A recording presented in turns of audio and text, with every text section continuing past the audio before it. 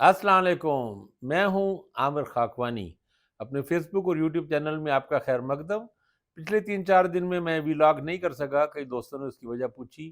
دراصل میری پھپھو کا انتقال ہو گیا تھا، وہ ہمارے ساتھ ہی رہتی تھی، تو ان کو ہمیں وہاں پہ اپنے آبائی شہر احمد بشر کیا میں جا کے تدفین کرنی پڑی، تو اس وجہ سے میں ویلاگ نہیں کر سکا۔ ویسے بھی ایک افسردگی تھی اور طبیعت بھی اس پہ نہیں آمادہ ہو پا رہی تھی۔ اب میں لاہور واپس آ گیا ہوں، تو خیر آج ویلاگ کرتے ہیں۔ آج کی ویلاگ میں 2-3 خبروں پہ بات کرتے ہیں، خاص طور پہ عمران خان کے حوالے سے کہ عمران خان کی گرفتاری کیوں ڈالی گئی ہے، جبکہ پہلے سے ہی وہ گرفتار ہیں، پہلے سے ہی اڈیالہ جیل میں بند ہیں، کیا اس کا ریزن کیا ہے، اور اس کے آگے مقصد کیا ہے، آگے چیزیں کہاں لے جانا مقصود ہے، اس پہ بات کرتے ہیں۔ اور تھوڑا سا ملٹری کورٹس میں جو سویلین کے ٹرائل کے حوالے سے سپریم کورٹ کے فیصلہ ہے اس پہ بات کرتے ہیں۔ اس پہ سینٹ نے قرارداد بھی منظور کی گئی ہے، کیوں منظور کی سینٹ نے، اور اس کے پیچھے مقصد کیا ہے، کیا سوچ رہی ہے وزارت دفاع ہماری، کیا سوچ رہی ہے، یعنی اسٹیبلشمنٹ کیا سوچ رہی ہے، آگے کیا ہوگا ملٹری کورٹس میں ٹرائل کے حوالے سے۔ اور ایک دو اور خبریں بھی چیزیں شامل کرتے ہیں، میڈیا ہاؤس کے حوالے سے شامل کرتے ہیں۔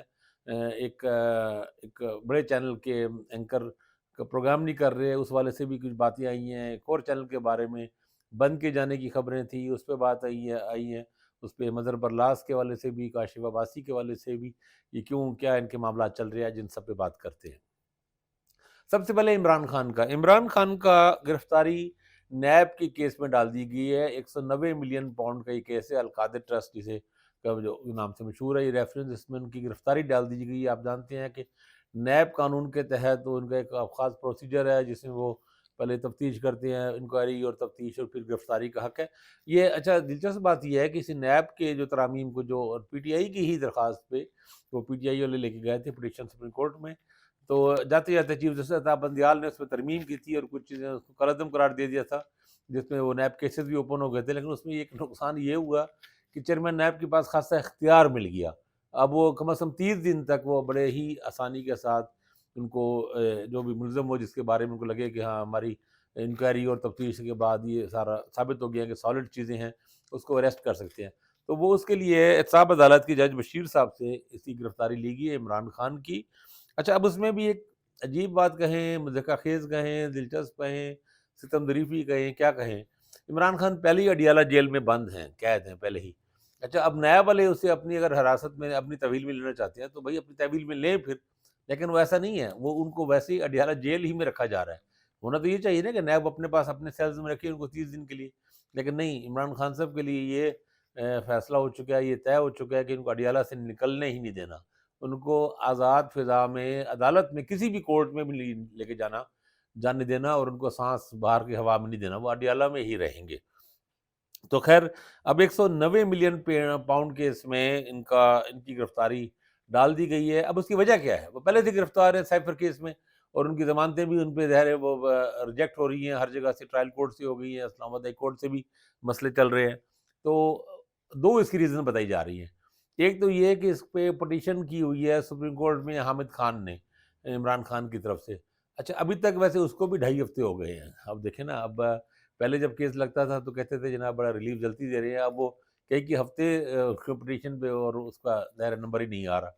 اب وہ قاضی فائز عیسیٰ صاحب جب ان کا دل چاہے گا یا ان کی کمیٹی جب دل چاہے گی وہ اس پہ رکھیں گی، لیکن بہرحال سپریم کورٹ اس کیس کو ظاہر سنے گی، الٹیمیٹلی اس پہ نمبر اس سے لگ جانا ہے، اس کی ڈیٹ آ جانی ہے۔ تو اس میں یہ امکان تھا، خطرہ ہے کہ کہیں سپریم کورٹ سائفر کیس میں ضمانت نہ لے لیں، اور یہی بات اسلام آباد ہائی کورٹ میں بھی، اسلام آباد ہائی کورٹ میں بھی یہ چیزیں چل رہی ہیں۔ ان کو مسلسل چیلنج کیا جا رہا ہے، مختلف جو خصوصی عدالت کے ابوالاسناد ذوالقرنین جج ہیں ان کے دائرہ اختیار کو بھی چیلنج، کئی قسم کی درخواستیں، اپیلیں پڑی ہوئی ہیں اسلام آباد ہائی کورٹ میں، لیکن وہ چونکہ ایک اچھا ویسے چانسز تو سچی بات ہوئی ہے 5% بھی نہیں ہے۔ جو بھی وکلاء سے میں نے بات کی ہے سب بھی کہتے ہیں کہ 1% بھی چانس، 1-1.5% ہے وہ مشکل، لیکن آپ دیکھیں کہ ہمارے یہاں کتنے سمجھدار لوگ ہیں کہ 1% چانس پہ بھی رسک نہیں لیا جا رہا۔ اور عمران خان کی نیب میں اس میں ڈال دی گئی ہے القادر ٹرسٹ میں، اور کہہ رہے ہیں کہ اب وہ کیس تیزی سے آگے بڑھے گا۔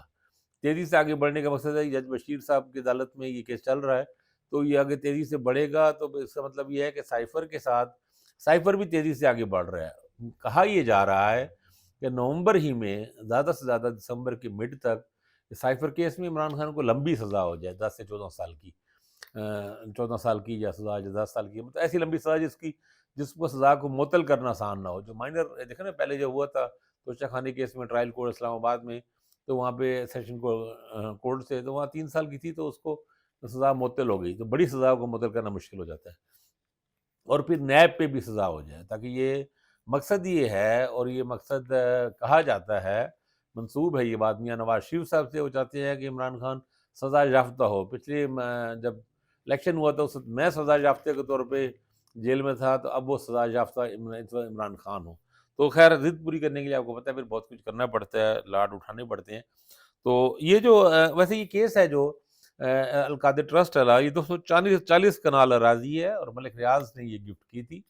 اور اس پہ بھی بہت سی باتیں ہو رہی ہیں، کئی باتیں کہی جا رہی ہیں. مثلا منی فاروق اینکر اور ویلاگر ہیں، انہوں نے اپنے ولاگ میں دعویٰ کیا، انہوں نے کہا کہ یہ بالکل ہی ایک سنسان سی جگہ، دور افتادہ جگہ ہے، صحابہ سے 5 کلومیٹر دور ہے، اور پہاڑوں کے درمیان ہے، کوئی تک نہیں تھی وہاں پہ بظاہر بنانے کی. اور یہ بھی نہیں تھا کہ وہ کوئی بیریا، منی فاروق کے بقول ایک بیریا کی کوئی زمین نہیں تھی. یعنی ایسا نہیں تھا کہ وہاں پہ پہلے سے ان کے ملک ریاض کی اراضی تھی اس نے وہ دے دی. یہ اراضی بھی خرید کے دی گئی، گفٹ کے طور پہ کی گئی. تو ان کا کہنا تھا کہ یہ بڑا ہی آسان تھا کہ یہ صحابہ میں کر سکتے تھے، دینا میں کر سکتے تھے، کسی شہر میں کرتے ہیں نا یونیورسٹیاں، بالکل ایک ویرانے میں کون بناتے ہیں. تو لیکن وہ شاید یہ کہا جا رہا ہے کہ وہ شاید کوئی پیچھے اس کے کوئی روحانی معاملہ تھا یا بشرا بی بی کا معاملہ تھا. بہر جو بھی ہے اس میں ظاہر ہے، اس میں ریومرز، افواہیں، بہت کچھ الزامات، یہ چیزیں چل رہی ہوتی ہیں. تو خان صاحب کے لیے یہ دونوں معاملات سخت ہوتے جا رہے ہیں، کڑے ہوتے جا رہے ہیں. اور آپ جانتے ہیں کہ سارا پلان جو ہے، مقصد یہی ہے کہ عمران خان کو توڑا جائے پوری طرح، اور ان کو بالکل بھی کوئی چانس بھی نہ رہے کہ وہ باہر نکل آئے. اچھا، ملٹری کورٹس کے حوالے سے بھی ایک دلچسپ ڈیولپمنٹ ہوئی ہے. سینٹ آف پاکستان نے، اب آپ دیکھیں نا، جو پارلیمنٹ کی دعوے دار بنتے ہیں کہ پارلیمنٹ یہ ہے، تقدس ہے، پارلیمنٹ، قاضی فائز عیسیٰ صاحب بھی بڑے بیانات دیتے ہیں، باتیں کرتے ہیں، اور بھی جسٹر منصور علی شاہ بہت بڑھ چڑھ کے باتیں کرتے ہیں، پارلیمنٹ کا تقدس ہی ہو. یہ پارلیمنٹ کا حال ہے کہ ہمارا ایوان بالا ہے سینٹ، وہ ملٹری کورٹس میں سویلین ٹرائل پہ قرارداد پیش کر، سپریم کورٹ کا فیصلہ ہے، 5 رکنی بینچ کا فیصلہ ہے، اور اس پہ یہ جناب سینیٹر دلاور صاحب اور نون لیگ کے لوگ، دوسرے سینیٹر وغیرہ، وہ بھائی صاحب ایسے ہیں کہ جو سپریم کورٹ کے فیصلے کے خلاف، فل بینچ کے فیصلے پر، لارجر بینچ ہے، اس بینچ کے فیصلے کے خلاف قرارداد منظور کر رہے ہیں. یہ آپ قومی اسمبلی میں کچھ کریں، سپریم کورٹ نوٹس لے، تو آپ کہتے ہیں جناب یہ ہمارے معاملے میں دخل ہو رہا ہے. اور پاکستان کی سب سے بڑی عدالت کا فیصلہ ہے، آپ اس کے خلاف باقاعدہ سینٹ میں قرارداد مذمت منظور کر رہے ہیں. اور کیا فیصلہ ہے کہ ملٹری کورٹ میں سویلین ٹرائل نہیں ہوگا. بھائی صاحب، کل کو آپ لوگوں کے ساتھ بھی یہی ہو سکتا ہے. کل کو حالات بدلیں اور 5 سال بعد، 3 سال بعد، 10 سال بعد کسی وقت بھی پتہ لگے کہ اسی کورٹس میں سویلین ٹرائل میں انہی سینیٹر دلاور عباس پہ کیس لایا جا رہا ہے. تب ان کو پتہ لگے گا کہ ہم نے یہ قرارداد مذمت. خیر، اس سے کچھ بھی نہیں ہونا، سینٹ کی اس قرارداد سے معمولی سا فرق بھی نہیں پڑنا، کیونکہ سپریم کورٹ کا فیصلہ ہے وہ امپلیمنٹ ہوگا.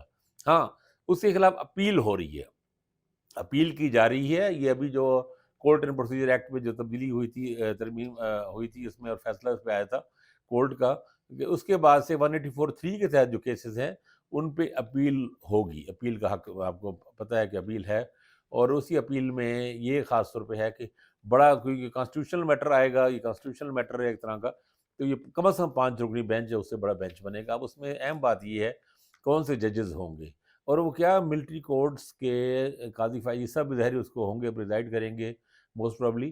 لیکن جو بینچ اگر بناتے ہیں تو کیا وہ اس کے ان کے لیے یہ آسان ہوگا کہ ملٹری کورٹس میں سویلین ٹرائل کے حوالے سے کوئی فیصلہ کریں؟ یعنی آپ اسٹیبلشمنٹ کو ریلیف دیں یا آپ اس طرح سویلین ٹرائل کے والے بات کریں، تو وہ ایک بہت ہی ایک بڑا بوجھ اٹھانے کے برابر ہے. پھر وکلاء اور بار کونسلیں، اور اگرچہ سپریم کورٹ بار میں اس وقت جہانگیر گروپ جیتا ہے، پاکستان بار کونسل میں جیتا ہے، لیکن بہرحال وکلاء کا ہمیشہ سے ایک سٹانس رہا ہے کہ یہ سویلینز کے رائٹس کے حوالے سے، فنڈامنٹل رائٹس کے حوالے سے، اور یہ جو ایک فیئر ٹرائل وغیرہ کے حوالے سے وکلاء کا، قانونی حلقوں کا تنظیم سب کے لیے ایک بڑا مشکل، آسان نہیں ہے کہ بالکل اس طرح کے اگر اپیل میں جا کے اگر ایسا کوئی ججز کرے تو اس کو سپورٹ کرے. تو میرا خیال ہے بڑا ایک ٹرکی سا معاملہ ہے. لیکن یہ کہا یہ جا رہا ہے، اور اب کہ جو بعض لوگوں نے بات بھی کی ہے، اینکرز نے، ولاگرز نے اپنے ولاگز وغیرہ میں بھی یہ بات کہی ہے کہ بالکل کلیئر ہے وفاقی حکومت، یعنی وزارت دفاع سے آپ سمجھ لیں کیا مراد ہے، اور صوبائی حکومتیں بھی، خاص طور پنجاب اور کے پی کی حکومتیں، کہ اس کو ٹرائل ہر حال میں کرنا ہے.